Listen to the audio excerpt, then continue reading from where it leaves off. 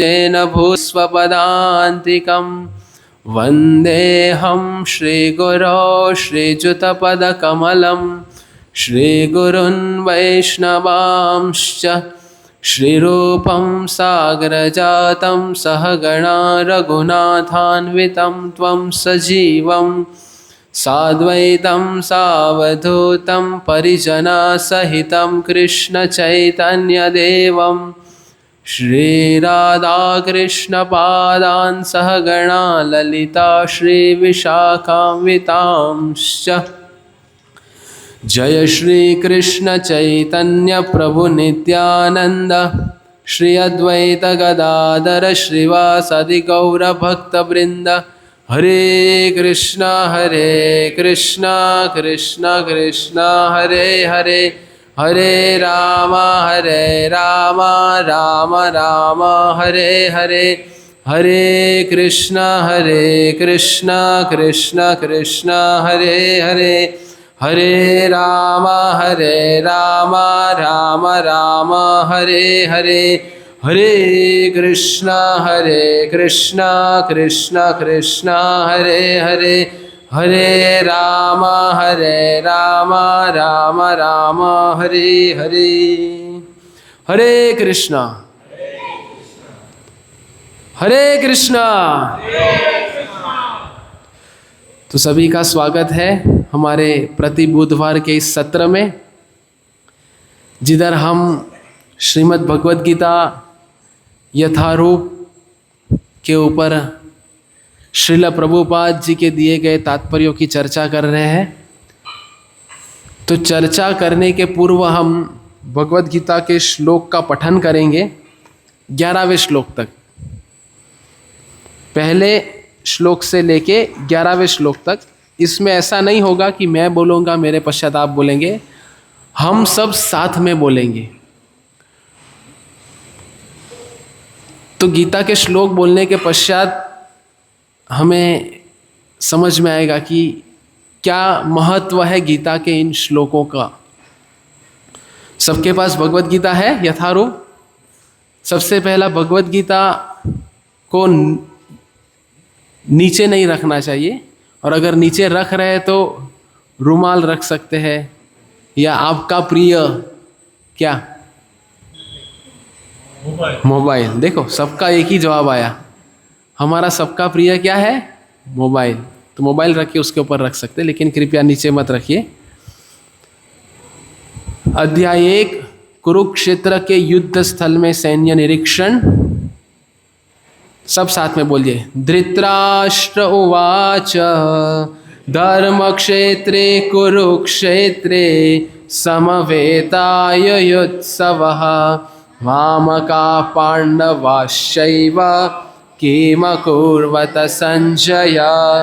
संजय उवाच दृष्ट्वा तु पाण्डवानीकं व्यूढं दुर्योधनस्तदा आचार्यमुपसंगम्य राजा वचन अब्रवीत् पश्यतां पाण्डुपुत्राणाम्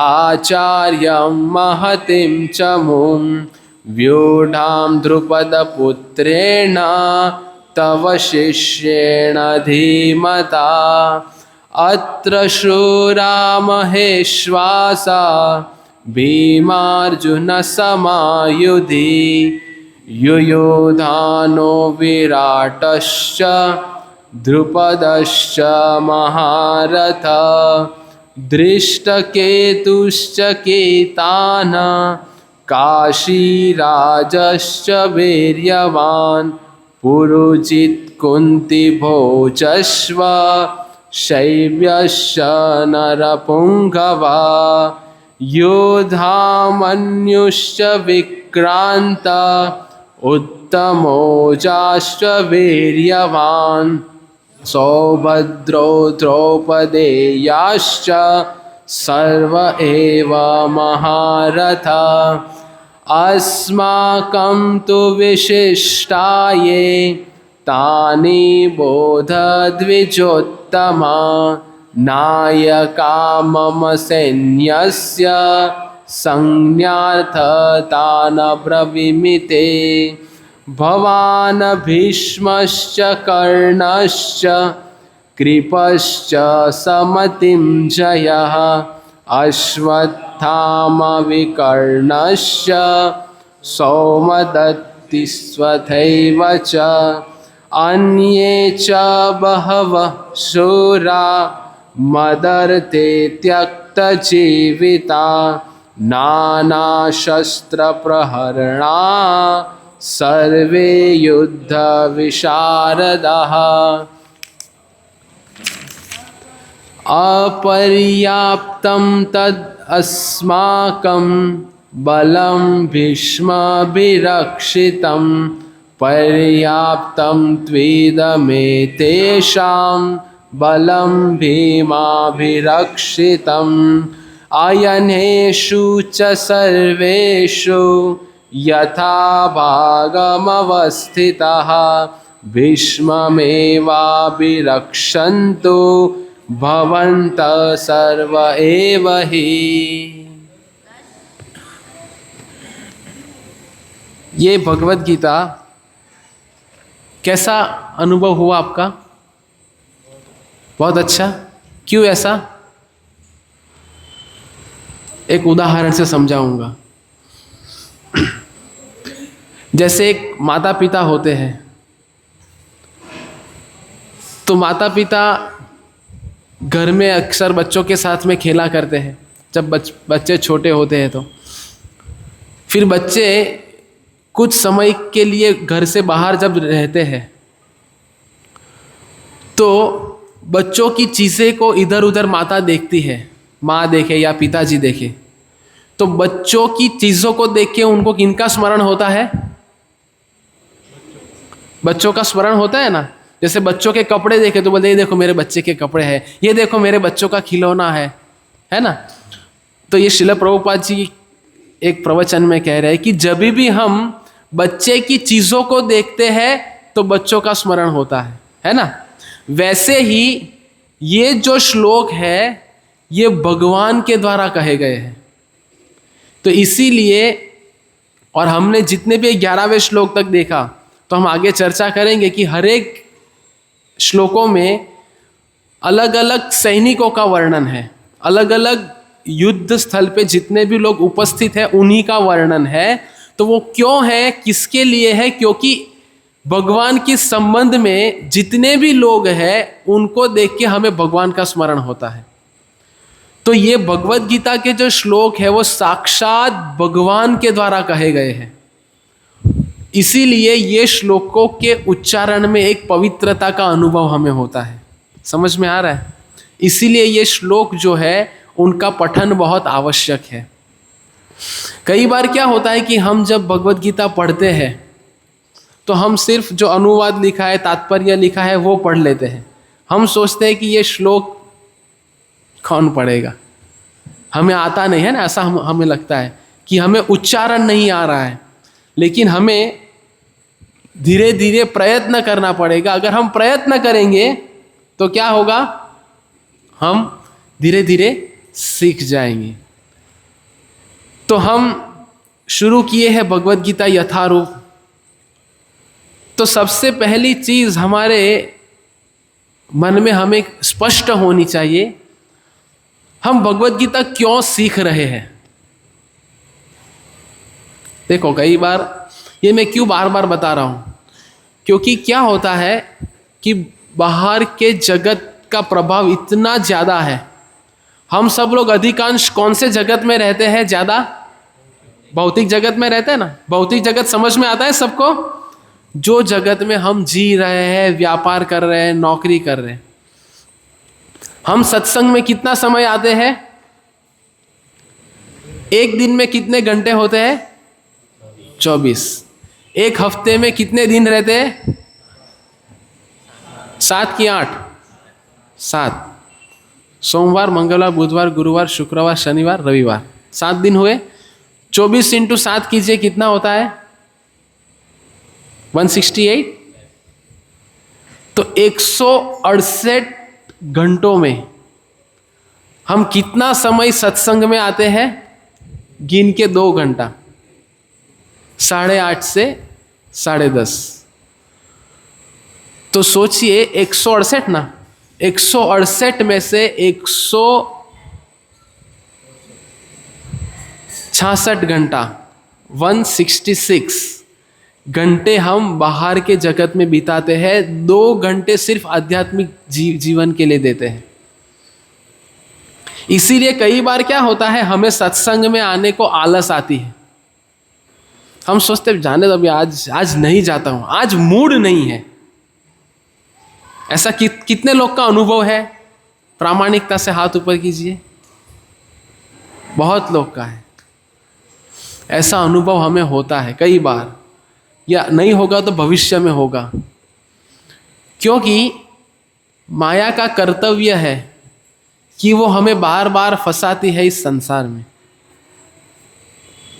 भगवान की इच्छा से। मतलब भगवान ने उनको सेवा दी है कि आप जितने भी लोग भक्ति में आने का प्रयत्न कर रहे हैं, उनकी आप चकासनी कीजिए। जैसे एक पाठशाला में एक शिक्षक विद्यार्थी की गुणवत्ता हमेशा मापते रहते हैं, है ना। परीक्षा होती है ना पाठशालाओं में, तो शिक्षक देखते हैं कि विद्यार्थी कितना होशियार है। उसी तरह माया देवी भी बार बार भक्तों के जीवन में परीक्षाएं लाती है। माया देवी समझ में आता है क्या? सबसे पहले ये प्रश्न है, माया देवी कितने लोग नहीं जानते? हाथ ऊपर कीजिए। ऐसा प्रश्न पूछूंगा तो कोई लोग नहीं, हाँ बहुत सारे लोग नहीं जानते। देखो, भगवान की शक्तियां है प्रमुख, 3 शक्तियां, अंतरंगा, बहिरंगा और तटस्थ शक्ति। अंतरंगा शक्ति में आती है श्रीमती राधा रानी, बहिरंगा शक्ति में आती है दुर्गा देवी, और तटस्थ शक्ति में आते हैं हम सब लोग। तटस्थ मतलब क्या? जैसे समुंदर का किनारा, उसको क्या कहते हैं? तट। सुना है? समुंदर के किनारे को कहते हैं तट। अब इसका तट नाम क्यों है? क्योंकि कभी उसमें क्या होता है, कभी पानी तट में आता है, बहुत दूर तक पानी आ जाता है, और कई बार तट सूखा दिखता है ना। तो कई बार तट गीला दिखता है, कभी तट सूखा दिखता है। वो भरती और ओट के ऊपर निर्भर है। तो तटस्थ मतलब हम जीव, हम सब लोग जो है वो तटस्थ शक्ति में है। तो कई बार हम दुर्गा देवी की सेवा में लग जाते हैं, कई बार हम भगवान की सेवा में लग जाते हैं। तो हमारा जीवन का गाड़ी कैसा है? डामाडोल है। कई बार हम ऐसे हैं, कई बार हम इस तरफ, कई बार हम उस तरफ। तो दुर्गा देवी कौन है? भगवान की कौन सी शक्ति है? अंतरंगा की बहिरंगा? बहिरंगा शक्ति। अभी इस संसार जो है वो संसार का वहीवट दुर्गा देवी को दिया है। कैसे? जैसे इस संसार का एक नाम है, ये संसार को भगवत गीता में कहते हैं ये संसार जेल के समान है। और हम जेल में कौन रहते हैं? सज्जन लोग रहते हैं। जेल में कौन रहते हैं? गुनहगार, कैदी, दुर्जन। पक्का? किसी को कुछ समस्या इसमें नहीं। तो हम सब लोग संसार में जी रहे हैं, और संसार की तुलना किससे की है? जेल से। तो हम सब लोग कैसे हुए? दुर्जन हुए।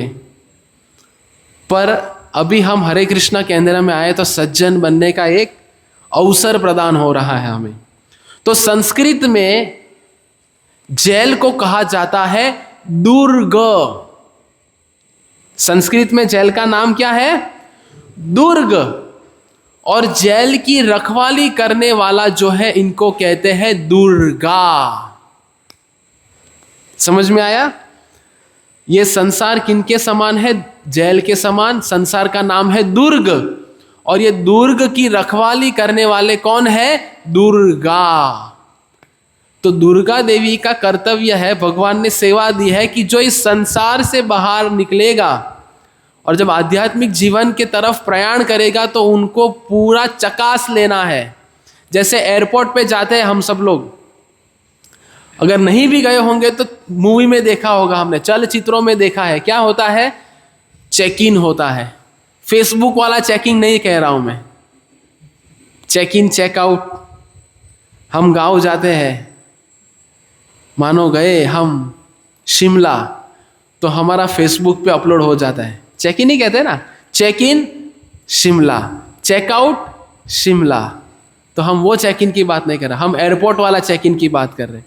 तो जैसे जाते हैं कि सब कुछ आपको पूरी तरीके से आपको चकासा जाएगा, है ना, आपकी चकासनी की जाएगी कि आपके साथ कुछ गलत चीजें तो लेके नहीं जा रहे हैं ना आप। और अगर आपके पास गलत चीज मिलती है तो आपको बाहर निकाल दिया जाता है। अभी मैं क्यों बता रहा हूं कि दुर्गा देवी का यही कार्य है। जो भी जीव इस संसार को छोड़ के जब भगवान के आध्यात्मिक संसार की ओर प्रयाण करने का प्रयत्न करता है, दुर्गा देवी को चेक करना पड़ता है। तो दुर्गा देवी हमारी परीक्षा लेती रहती है। ऐसे हमारा कार्य है, दुर्गा देवी का कार्य है परीक्षा लेना, और हमारा कार्य है वो परीक्षा में पास नहीं, उत्तीर्ण होना है। लेकिन दुर्गा देवी के पास सभी के लिए ऐसी गुगली है। अभी T20 चल रहा है ना,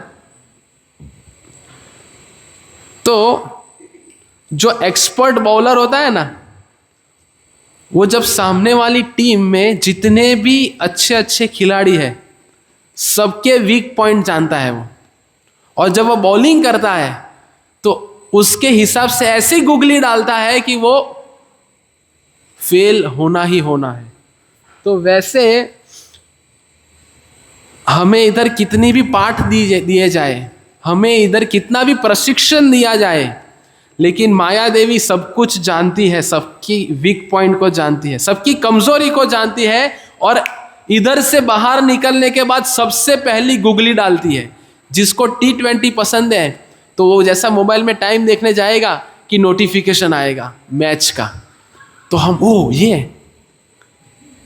या अगर महिला है, महिला को इतना मैच में रस नहीं होता, उनका रस होता है गुम है किसी के प्यार में, या अनुपमा, हॉटस्टार, प्रीमियम सीरीज। तो ये सब कुछ क्या है, हमारे कमियां है। तो माया देवी इसी को प्रस्तुत करेगी हमारे समक्ष। तो कैसे उनको परास्त किया जाए, इन सब चीजों को। होता है ऐसा सभी के जीवन में, जब हम भक्ति करने का प्रयत्न करते हैं, भक्ति की शुरुआत करते हैं, तो कई सारी बाधाएं आती है। हम कहते हैं हर रविवार को सब लोग मंगल आरती में आइए, भक्तों का संग कीजिए, लेकिन नहीं कर पाते हम। माया देवी रात को सोने के पहले आपको कन्विंस करती है क्या, हफ्ते में एक ही तो दिन मिलता है जिधर आराम कर सकते हैं आप। कितने लोग का अनुभव है? सभी होगा। हफ्ते में एक दिन मिलता है, आराम कर लीजिए। तो ऐसी कई सारी चुनौतियां हैं, ये तो मैंने कुछ उदाहरण दिए। तो इसीलिए जरूरी है हमारे जीवन में भगवत गीता को समझना। मैंने पहला प्रश्न रखा ना, क्यों हमें भगवत गीता समझनी है? तो भगवत गीता एक ऐसा ग्रंथ नहीं है कि चलो भाई सत्यनारायण की कथा होती है वैसा, लीलावती, कलावती, मायावती, जब ब्राह्मण बोलना शुरू करते तो हम, और फिर जब ब्राह्मण थाली और बेलन लेके शुरू करते हैं आरती, और जब प्रसाद देने की बारी आती है तो सबकी आंख खुल जाती। तो ऐसा हमें नहीं करना है। हमें इधर से कुछ सीख लेके जानी है। भगवत गीता को ऐसे समझना है कि हम, भगवत गीता व्यावहारिक है, वो हम आज के सत्र में देखेंगे कि हमारे जीवन में हम उसका अनुसरण कर सकते हैं, इसके आधार पे हम हमारा जीवन जी सकते हैं। और श्रील प्रभुपाद जी ने अथक प्रयास से ये भगवत गीता यथारूप को प्रस्तुत किया है हमारे समक्ष। हमने पूर्व में इसकी चर्चा की है, कितनी बार श्रील प्रभुपाद जी ने ये ग्रंथ को लिखा है। एक बार लिखा, गुम हो गया, तो वापस श्रील प्रभुपाद जी ने उसको लिखना प्रारंभ किया। वापस से लिखा तो पत्नी ने उसको बेच दिया चाय के लिए, फिर से श्रील प्रभुपाद जी ने लिखा। तो क्यों बार बार लिखा ये ग्रंथ को? मानो हमारी कोई चीज गुम हो जाती, हम थोड़ी देर ढूंढते, नहीं मिली तो हम क्या बोलते, जाने दे। फिर हम उसके ऊपर ज्यादा चिंतन करते नहीं करते। प्रभुपाद जी तो भगवान के शुद्ध भक्त थे, उनको कोई आवश्यकता नहीं थी ये ग्रंथ को प्रकाशित करने की। लेकिन श्रील प्रभुपाद जी ने ग्रंथ किसके लिए प्रकाशित किया? हमारे लिए। तो हमारा कर्तव्य क्या बनता है कि हम इसको पढ़े रोज और समझने का प्रयत्न करें। तो हमने ये शुरू किया था, किसी को कुछ याद है हमने पिछली बार क्या चर्चा की थी? याद होना चाहिए। पिछली बार हमने दूसरे और तीसरे श्लोक के ऊपर चर्चा की थी। क्या चर्चा की थी? वेदांत वेदु આપણે જોયેલું કે દુર્યોધન દ્રોણાચાર્ય પાસે જાય અને એટલે કહે કે પાંડવોની વ્યૂહરચના દ્રુપદ રાજાના પુત્ર ધૃષ્ટદ્યુમ્નએ કરેલી છે દ્રોણાચાર્યને ઉછાળવા માટે। हाँ, बहुत सुंदर। पिछली बार हमने एक दृष्टांत के माध्यम से देखा कि दुर्योधन, दूसरे और तीसरे श्लोक में देखा कि दुर्योधन अपने गुरु के पास जाते हैं और उनको कहते हैं, देखिए द्रुपद पुत्रेण, द्रुपद का पुत्र और आपका शिष्य, तव शिष्येन धीमता, आपका शिष्य देखिए कैसे व्यूह रचना की है। तो ये पांडवों की जब व्यूह रचना देखते हैं तो पांडवों की व्यूह रचना को देख के दुर्योधन के अंदर डर सा छा जाता है और डरा हुआ व्यक्ति, हालांकि दुर्योधन राजा है तथाकथित कहने के लिए और धृतराष्ट्र का पुत्र, तो वो भयभीत हो जाता है। जब व्यक्ति भयभीत होता है तो समझ में नहीं आता क्या करूं, तो वो जाता है सेनापति के पास मदद मांगने के लिए। अभी हमने ये देखा था कि हमेशा सेनापति राजा के पास जाता है, कभी राजा सेनापति के पास नहीं आएगा। लेकिन दुर्योधन के केस में उल्टा होता है, दुर्योधन जाते हैं और जाने के पश्चात क्या होता है वो आज के श्लोक में है। आज का श्लोक का हमने पठन तो कर लिया है, तो मैं अनुवाद पढ़ूंगा। तो अभी दुर्योधन क्या कहते हैं, आप लोग सुनिए, आप देखिए मत, आप सुनिए। दुर्योधन कहते हैं, इस सेना में भीम तथा अर्जुन के समान युद्ध करने वाले अनेक वीर धनुर्धर है, यथा महारथी युयुधान, विराट तथा द्रुपद। देखो वापस से, पिछले श्लोक में तो कहा कि द्रुपद थे, आज के श्लोक में वापस कह रहे हैं, मतलब अगले श्लोक में कह रहे हैं वापस द्रुपद।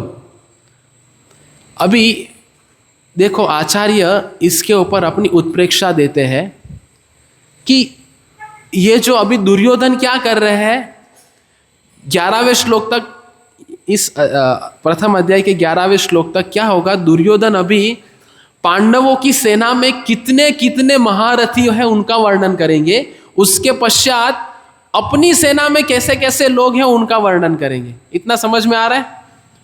तो अभी दुर्योधन जैसे ही ये बोलना प्रारंभ करते हैं, प्रथम अध्याय का 4था श्लोक, प्रथम अध्याय के 4थे श्लोक में क्या कह रहे हैं, इस सेना में, मतलब किन की?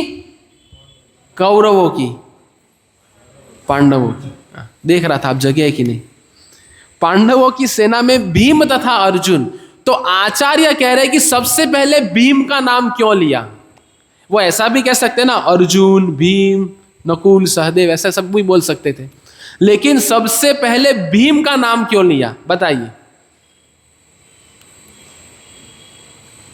इसीलिए सत्संग में आने की आवश्यकता है ना। तो भीम ने प्रतिज्ञा ली थी, भीम ने 3 प्रतिज्ञा ली थी। क्या प्रतिज्ञा ली थी भीम ने? सबसे पहली प्रतिज्ञा कि इन सब कौरवों का वध मैं अपने हाथों करूंगा। तो भीम की ये प्रतिज्ञा दुर्योधन भली भांति जानते थे, इसीलिए दुर्योधन को सबसे ज्यादा जो भय था वो भय किससे था? भीम से था। अभी जिनसे हम ज्यादा भयभीत होते हैं तो उनका नाम हम पहले लेते हैं, है ना। भयभीत तो छोड़, चलो एक उदाहरण देता हूं। मानो कोई हमारा दुश्मन है,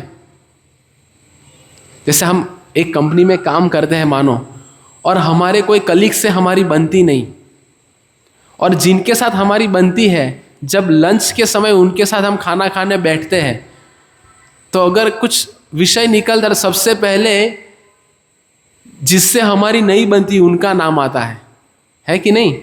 वैसे ही इधर दुर्योधन को सबसे ज्यादा भय किससे है? भीम से है, क्योंकि भीम ने प्रतिज्ञा ली थी तो इसलिए भीम का नाम पहले लिया। पहली प्रतिज्ञा क्या ली थी? सभ्यों का वध मैं खुद करूंगा। दूसरी प्रतिज्ञा ये ली थी कि दुर्योधन की जंघा को मैं फाड़ूंगा। और तीसरी प्रतिज्ञा ये ली थी कि दुशासन की छाती को मैं फाड़ूंगा। क्यों? क्योंकि इधर द्रौपदी ने प्रतिज्ञा ली थी जब उनके साथ दुर्व्यवहार हुआ था तो द्रौपदी ने कहा था मैं मेरे केस खुले रखूंगी जब तक मैं दुशासन के लहू से अपने केस को सवार नहीं लेती तब तक ये केस खुले रहेंगे। तो ये दुर्योधन ने 3 प्रतिज्ञा ली थी। याद रह गया? अगले प्रवचन में भीम ने 3 प्रतिज्ञा ली थी। चलो थैंक यू, आप जगह तो हो। तो भीम ने ये 3 प्रतिज्ञा ली थी। ये सब याद रखना, मैं पूछूंगा अगली बार। जिन्होंने जवाब दिया उनको ही प्रसाद मिलेगा। तो ये 3 प्रतिज्ञा के कारण सबसे पहले इधर नाम किसका है? भीम का है। अभी देखिए, भीम ने ये प्रतिज्ञा ली थी और अभी युद्ध चलने वाला है। तो ये जो घटना बनी थी, कितना समय होगा ये घटना को बने? कौन सी घटना? जब द्रौपदी का चीरहरण हुआ था इनको। अभी युद्ध तो कितने समय के पश्चात हुआ। अभी भीम के अंदर जुनून था, भीम के अंदर गुस्सा था, फिर भी भीम ने संयम रखा 13 वर्ष तक। वो युद्ध तो 13 वर्ष के पश्चात हुआ। 13 वर्ष तक संयम रखा। हालांकि भीम मार सकता था, फिर भी संयम रखा। भीम के अंदर क्रोध था, फिर भी संयम रखा। और युद्ध के दौरान फिर जब युद्ध शुरू हुआ तब भीम ने मारना प्रारंभ किया। तो इससे क्या सीखना है हमें? ये मैं क्यों बता रहा हूं कि भीम के अंदर इतना क्रोध था फिर भी संयम रखा। भीम सब कुछ कर सकते थे, भीम मार सकते थे, फिर भी भीम ने संयम रखा। क्यों? क्योंकि उनके साथ कौन थे? युधिष्ठिर महाराज थे। और युधिष्ठिर महाराज ने रोक के रखा था, रुकिए रुकिए, बार बार मौका दिया कौरवों को सुधरने का। अभी हमारी स्थिति देखते हैं।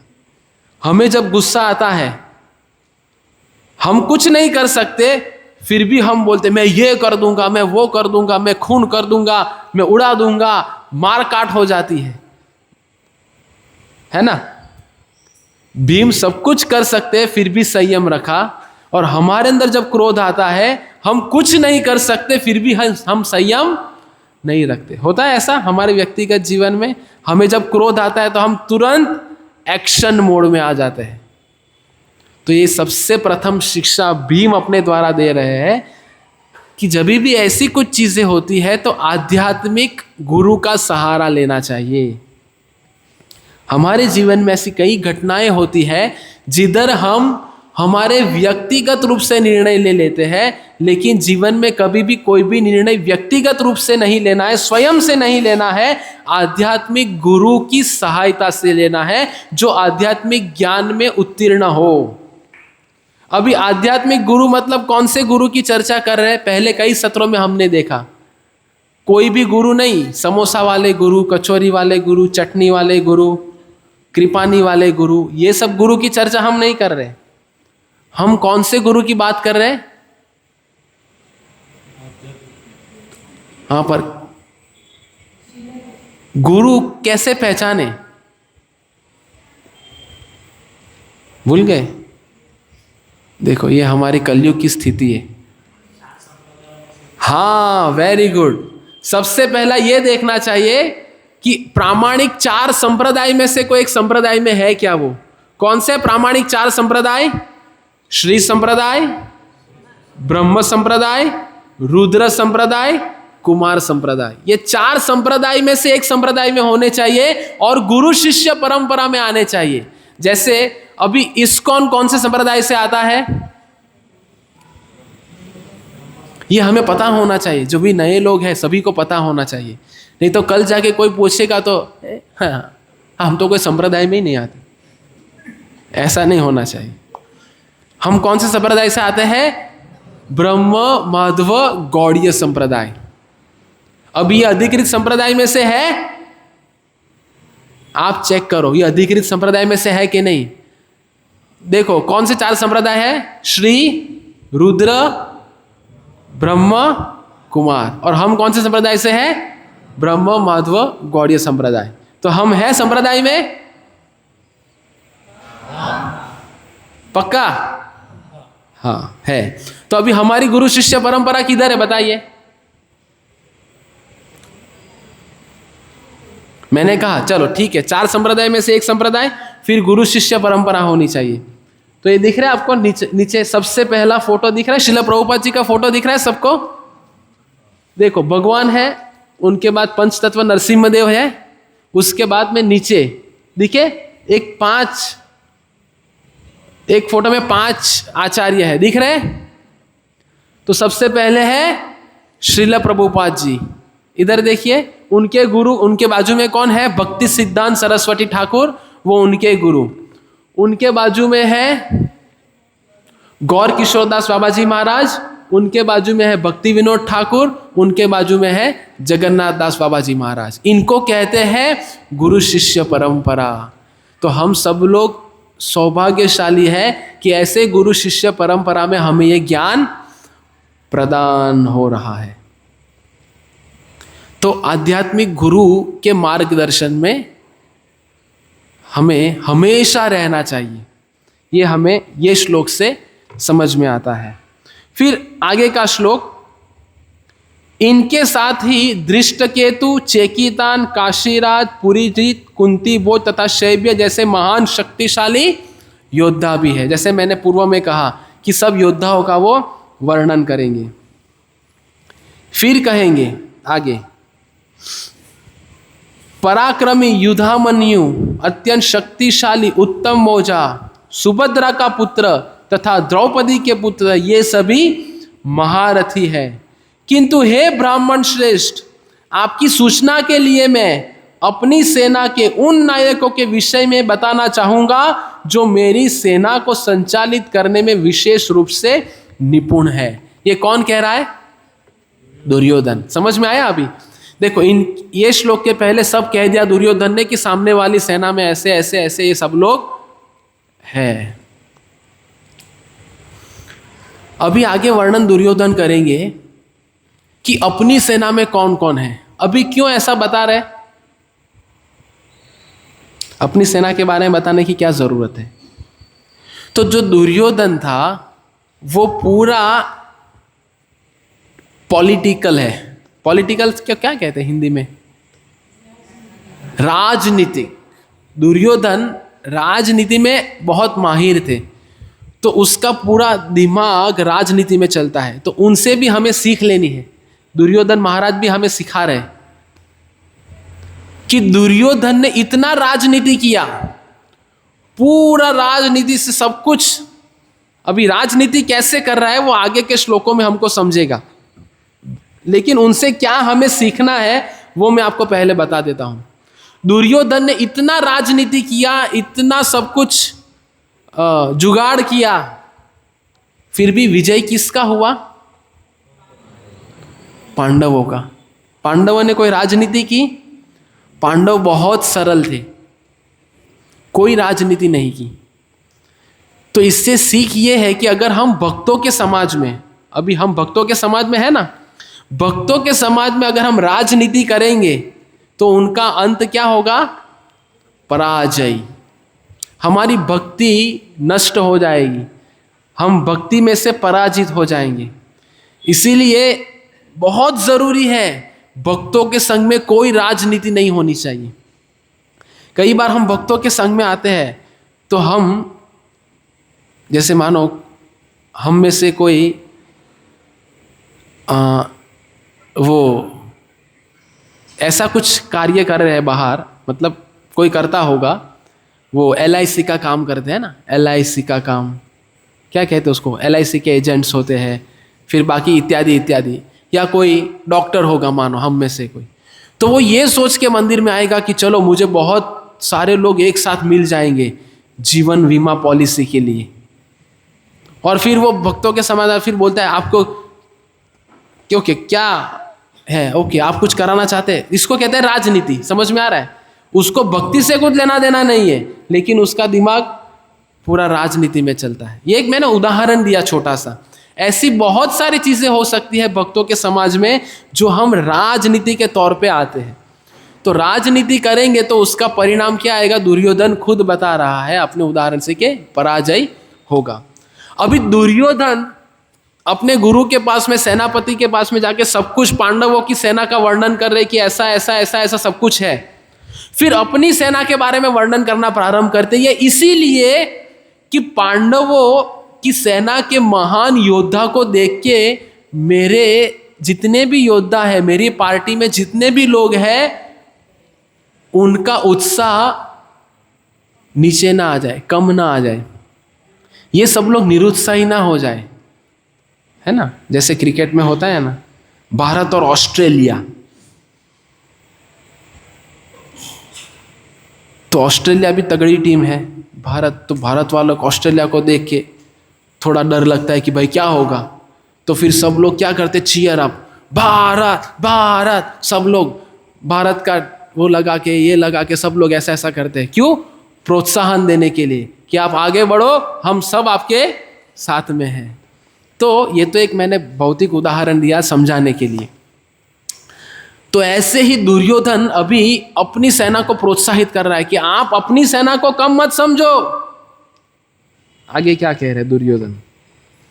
ऐसे अन्य अनेक वीर भी है जो मेरे लिए अपना जीवन त्याग करने के लिए उद्यत है। दुर्योधन कह रहे ये विविध प्रकार के हथियारों से सुसज्जित है और युद्ध विद्या में निपुण है। हमारी शक्ति अपरिमेय है और हम सब पितामह द्वारा भली भांति संरक्षित है, जबकि पांडवों की शक्ति भीम द्वारा भली भांति संरक्षित होकर भी सीमित है। तो ये क्या कह रहे हैं? दुर्योधन अभी अपनी सेना को कह रहे हैं कि पांडवों की सेना को तो क्या है, भीम द्वारा सुरक्षित है पर वो सीमित है, पर अपनी सेना अलग अलग युद्ध के साधनों से सुसज्जित है हम सब लोग, और हमारे पास भीष्म पितामह जैसे गुरु भी है, तो इसीलिए हमारी शक्ति जो है वो असीमित है। ऐसा क्यों कह रहे हैं? इसीलिए कह रहे हैं क्योंकि भीष्म पितामह उनकी तरफ है। अभी आपके लिए होमवर्क है ये, क्या वो मुझे बाद में याद दिलाना, मैं भूल गया था।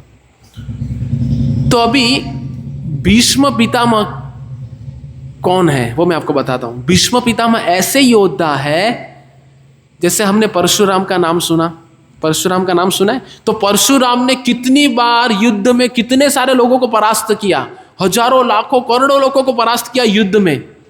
वो परशुराम को हराया किन्होंने? भीष्म पितामह ने। तो ऐसे शक्तिशाली परशुराम को भीष्म पितामह ने हरा दिया। तो ऐसे भीष्म पितामह किनके साथ है? हमारे साथ। और भीष्म पितामह का नाम लेके दुर्योधन भीष्म पितामह को यह बताना चाहते हैं कि पांडव भी आपके शिष्य है, और मैं भली भांति जाने, मतलब दुर्योधन के दिमाग में सब कुछ चल रहा है कि पांडव भी आपके शिष्य है और पांडवों के प्रति आपका लगाव वो स्वाभाविक है क्योंकि वो आपके बहुत प्रिय है। तो वो पांडवों की ओर देख के आप युद्ध स्थल में शांत मत बैठना। इसीलिए दुर्योधन जोर जोर से कह रहे कि हमारे साथ भीष्म पितामह है और वो हमारे साथ लड़ेंगे तो ये युद्ध हम जीत पाएंगे, क्योंकि बहुत सारे रथी, महारथी, अतिरथी हमारे साथ में है। तो ये भीष्म पितामह को दुर्योधन कह रहे हैं। तो ये सोच के मैं पहले ही कहा कि पूरा डिप्लोमेटिक और पॉलिटिकल है, राजनीतिज्ञ है दुर्योधन, कि पूरी राजनीति वो खेल रहे हैं, ऐसा कहते हुए कि भीष्म पितामह निरुत्साही ना हो जाए पांडवों को देख के कि अपने तो अपने होते हैं। तो इसीलिए दुर्योधन ऐसा कह रहे हैं कि भीम के द्वारा उनकी सेना तो सीमित है, लेकिन हमारी सेना में कोई गम नहीं है, भीष्म पितामह है, तो हम ये युद्ध लड़ रहेंगे। तो ये पूरा दुर्योधन के मन में ये सब कुछ चल रहा है। अभी प्रश्न ये उठता है जो आपके लिए होमवर्क है कि भीष्म पितामह वो कौन है? भगवान कृष्ण के अनन्य भक्त है कि नहीं? और पूरा धर्म उनके अंदर बसा हुआ है ना, धार्मिक है वो। तो इतना धर्म को जानते हुए भी क्यों भीष्म पितामह कौरवों की ओर रहे और कौरवों की ओर से उन्होंने युद्ध किया? ये आपके लिए क्या है? होमवर्क है। ये आपको अगले बुधवार को जान के लाना है, और इससे हम अगले बुधवार की शुरुआत करेंगे। जो ये आखिरी के 10वें श्लोक में दुर्योधन संजय धृतराष्ट्र को पूरा वृत्तांत दे रहे हैं। तो ये 10वें श्लोक में क्या कह रहे हैं कि भीष्म पितामह भी हमारे साथ है। तो क्यों भीष्म पितामह ने इनका साथ दिया? हालांकि वो धर्म जानते थे, हालांकि भीष्म पितामह ही पांडव कौरव दोनों के गुरु है, तो भी क्यों भीष्म पितामह इनकी ओर से लड़ा? और दूसरी बात, क्यों भीष्म पितामह, क्यों दुर्योधन इतना अपने आप में कॉन्फिडेंस बता रहा है? क्योंकि भीष्म पितामह जो है वो ही पांडव कौरवों का पोषण करते थे। जो भी प्रदान करना है उनको, जो भी शक्ति प्रदान करना, हथियार, ये सब बाकी सब चीज़ों के लिए भीष्म पितामह के ऊपर ये सब लोग निर्भर थे। तो दुर्योधन ऐसा सोचे कि अगर हमारे पास ही भीष्म पितामह है तो हमें और क्या चीज़ की कमी है। और आखिरी का 11वां श्लोक, उसका अनुवाद, अतएव सैन्य व्यू में अपने अपने मोर्चों पर खड़े रहकर आप सभी भीष्म पितामह को पूरी सहायता दे। मतलब आखिरी में दुर्योधन क्या कह रहे हैं? सभी को संबोधित करके कह रहे हैं कि आप सब लोग भीष्म पितामह को सहायता करना। अभी जो भीष्म पितामह ने अकेले परशुराम को हरा दिया, ऐसे भीष्म पितामह के लिए ये युद्ध कुछ भी नहीं है। फिर भी क्यों ये दुर्योधन सैनिकों को कह रहे हैं कि आप भीष्म पितामह को सहायता करना? इसीलिए कह रहे हैं कि पांडव अब बहुत प्रिय है भीष्म पितामह को, और पांडवों को देख के अगर भीष्म पितामह ने युद्ध नहीं किया या थोड़े अंदर उनके अंदर थोड़ी दया आ गई तो आप पीछे से सपोर्ट करते रहना और उनको कहना युद्ध करो युद्ध करो युद्ध करो। तो ऐसा सोच के दुर्योधन ये 11वें श्लोक में कह रहे हैं कि आप सब लोग उनको सहायता करना। वैसे उनको सहायता की कोई आवश्यकता नहीं है, फिर भी आप सहायता करना। हरे कृष्ण कृष्ण कृष्ण हरे हरे, हरे राम राम राम हरे हरे। श्रीमद् भगवद गीता यथारूप की जय। श्रील प्रभुपाद की जय। निताई गौर प्रेमानंदे। किसी का कोई प्रश्न? हाँ बोलिए। बहुत सुंदर प्रश्न। प्रश्न ये है कि आपके हिसाब से धर्म की व्याख्या क्या है? अभी मैं मेरे हिसाब से नहीं बताऊंगा, मैं शास्त्र के हिसाब से बताऊंगा। धर्मम तो साक्षात भगवत प्रणीतम। इसका मतलब क्या? कि भगवान जो कहते हैं वही धर्म है। सबसे पहला आपका प्रश्न है कि धर्म की परिभाषा क्या है? सबसे पहला शास्त्र क्या कहते हैं? धर्मम तो साक्षात भगवत प्रणीतम।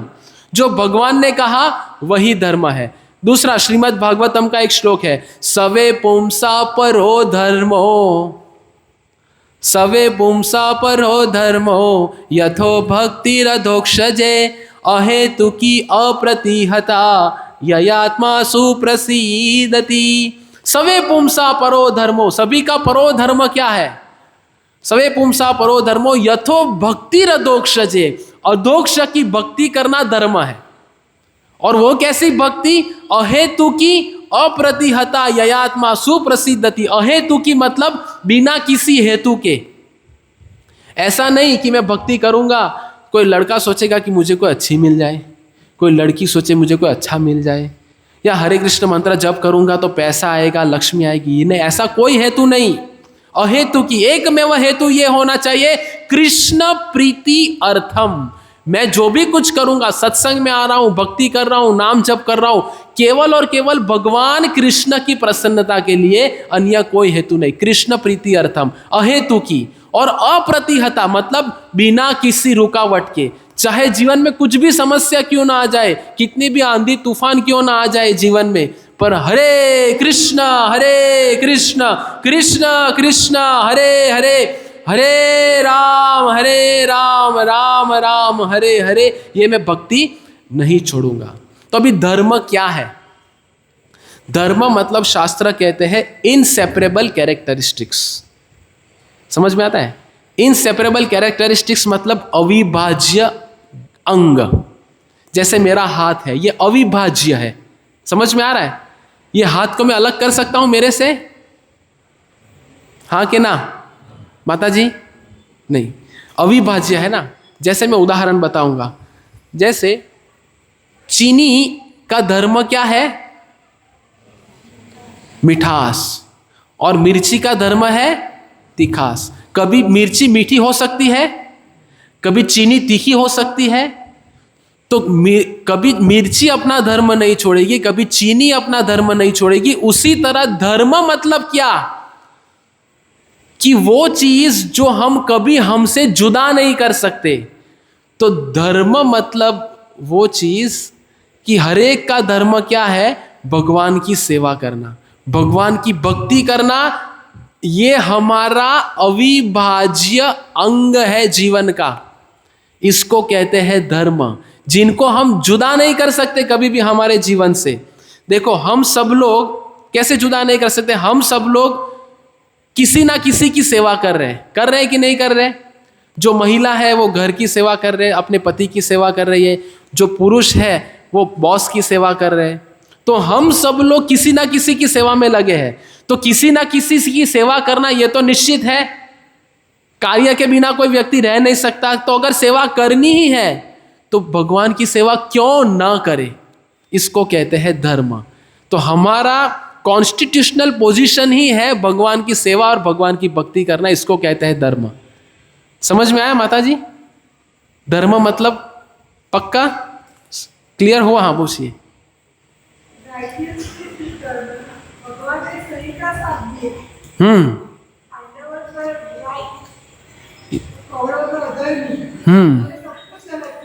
हाँ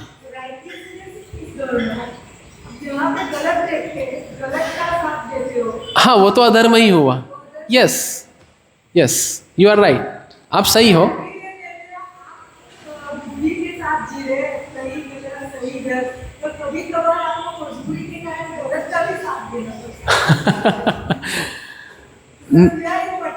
यस, आपका ठीक है कि आप जो कह रहे हो कि कभी कभी मजबूरी के कारण गलत का सहारा देना पड़ता है, पर इसकी आवश्यकता नहीं है। सबसे पहले तो क्यों गलत का सहारा देना? और अगर ऐसी कुछ जीवन में समस्या आती है तो सबसे पहला किसी का मार्गदर्शन लीजिए। जैसे मैंने शुरू में कहा ना कि आध्यात्मिक गुरु के मार्गदर्शन की आवश्यकता है। और जब उनका हम मार्गदर्शन लेंगे तो कभी हम अधर्म की ओर जाएंगे नहीं, कभी गलत की ओर जाएंगे ही नहीं। क्योंकि देखो, हमें जैसे पांडवों का निश्चित था कि हमें धर्म की साथ देना है, इसलिए वो विजयी हुए। जैसे जब वो दुर्योधन भी गए और अर्जुन भी गए भगवान के पास में, तो प्रस्ताव रखा नारायणी सेना या मैं खुद। तो दुर्योधन को लगा इनका क्या करे, तो एक ग्वाला है, लेकिन मैं नारायणी सेना लूंगा। लेकिन अर्जुन भक्त था, वो जानता था कि अगर कृष्ण मेरे पास है तो मेरे पास सब कुछ है, और अगर कृष्ण मेरे पास नहीं है तो सब कुछ होते हुए भी कुछ भी नहीं है। तो हमें भी यही सीख लेना है कि अगर भगवान कृष्ण हमारे साथ है तो हमारे साथ सब कुछ है। लेकिन हमारे पास सब कुछ है, पूरी दुनिया का ऐशो आराम सभी चीज है, लेकिन अगर भगवान कृष्ण नहीं है तो कुछ भी नहीं है। और जिधर भगवान कृष्ण है उधर धर्म है, और धर्म है तो उधर अधर्म की कोई गुंजाइश ही नहीं है। ठीक है? हाँ बोलिए माता जी। ओ पूछ लिया, ठीक है। हरे कृष्णा।